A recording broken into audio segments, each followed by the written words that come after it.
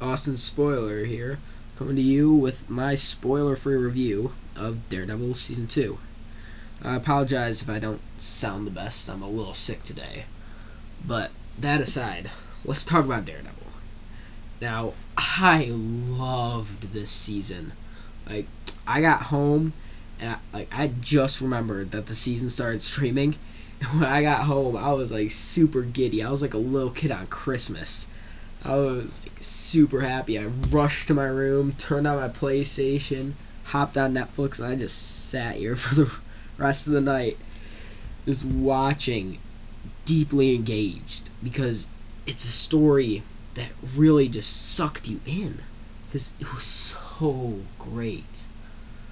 But where there's good, there is almost always bad. And of course, with Daredevil, there were a few bad things. But to be honest, when taking notes on all the good and bad things throughout the season, I only got 3 or 4 bad things written down. Yeah, 4 bad things. 3 of them I'm not going to talk about with you today because this is spoiler free.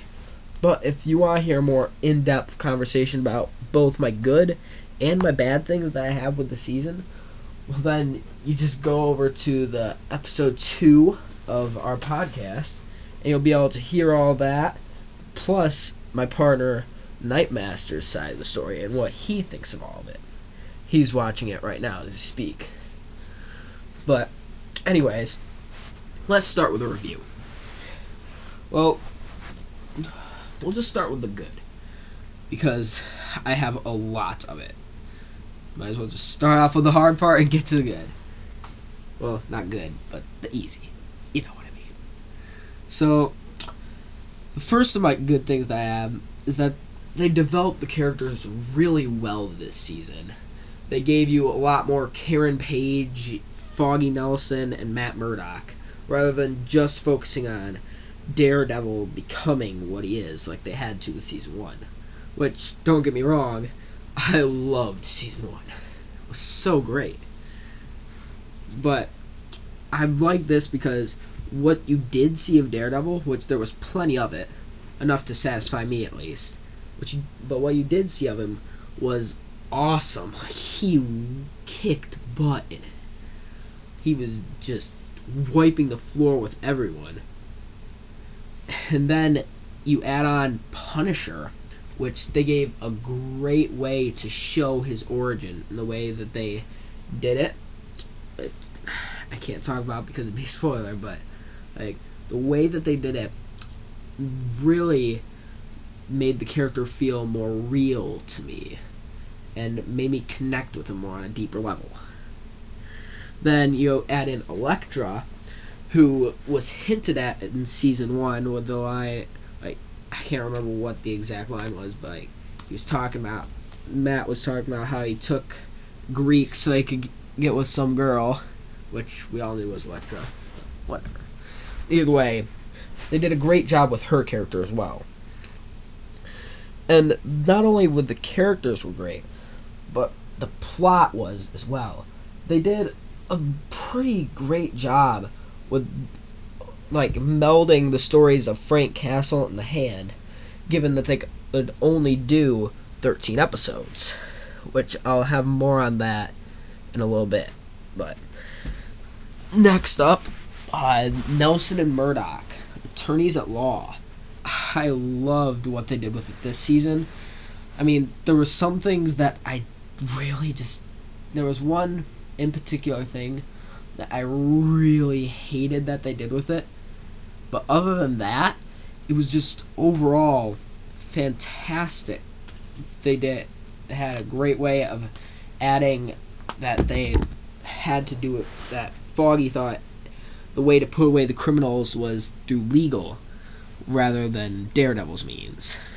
I just felt that they finished the story that they started in Season 1, which I really enjoyed that.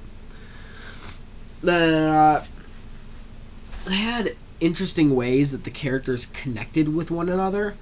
Like, some of the connections that you'll see in this season would seem unexpected, but that just made it a lot more interesting to me. The actors, again, gave phenomenal performances. I can't think of his name, but the guy who did Punisher, oh my gosh, he was perfect. I loved every scene that he was in. I honestly wanted more of him.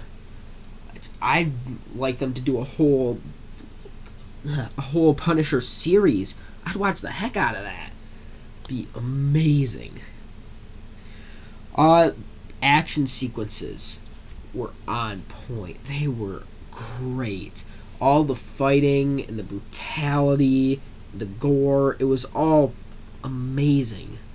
There wasn't a bit of it that, like, if I looked away, it was during a conversation, but as soon as some action started, I was glued to the TV. I couldn't get enough of it.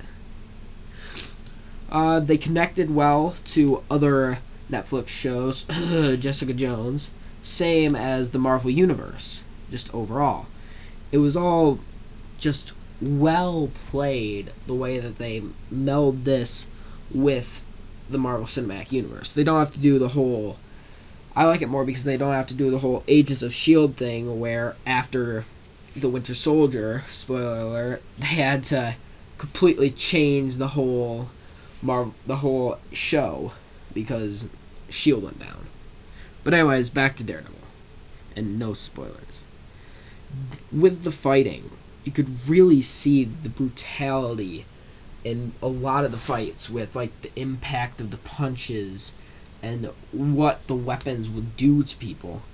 It was crazy. I just loved that overall. And it was perfect, the fighting. But now to the bad. Like I said, there were very few bad things with this season of the show. Most of them I can't talk about on here because I promised to stay spoiler free when it comes to Daredevil, at least, even though I just spoiled the Winter Soldier and Agents of S.H.I.E.L.D., but forget about that, whatever. Anyways, so with this, the big thing that was wrong with this season, to me, like, this just really stuck in my mind as soon as I noticed it. Like, I just couldn't get it out of my head. The big bad thing to me was how they tried to manage the two stories. Don't get me wrong, they did a great job of it. You were able to get all the details that you needed for both stories. But I felt like maybe each story should have gotten its own season rather than both of them being stuck in one. It just felt like some things were rushed and that they didn't have the time to really develop some, like, big plot points that I felt needed more attention than they actually got. But other than that, it was a phenomenal season with not much wrong. And overall, it was, I'd say, on my Netflix account, I've given the overall series a 5 out of 5, but this season alone, I'd say maybe a 4.8, just because once I had that story concern, like, stuck in my head, I couldn't, like, once I thought of that, I couldn't not think about it when watching the show. But it didn't take away from my experience, and it still made it a great, fun, enjoyable, brutal season that I loved.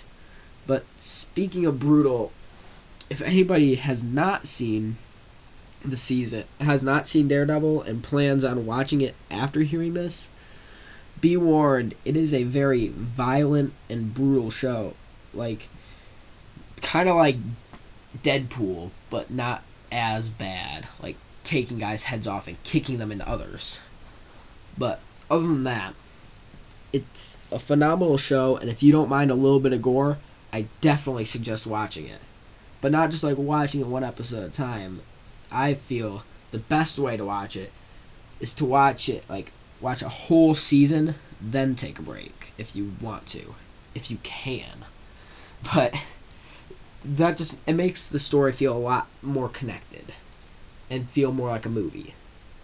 Overall, phenomenal season, phenomenal show. And if you'd like a more in-depth conversation about this, one that's not just 10 minutes long, because this season alone deserves a conversation way longer than 10 minutes. If you want to hear that, then, and you're watching this when this immediately after this video has been uploaded, then you're gonna have to wait till Wednesday. But if it's past Wednesday the 24th, I think, if it's past that, then you don't have to wait, and you could just watch it right now. Watch it 10 times, 20, just whatever you feel like you should do. It'd all be great. It'd help a lot, seeing how we're just starting up. But anyways, Daredevil, phenomenal. Watch it if you haven't. Signing off, AustinSpoiler.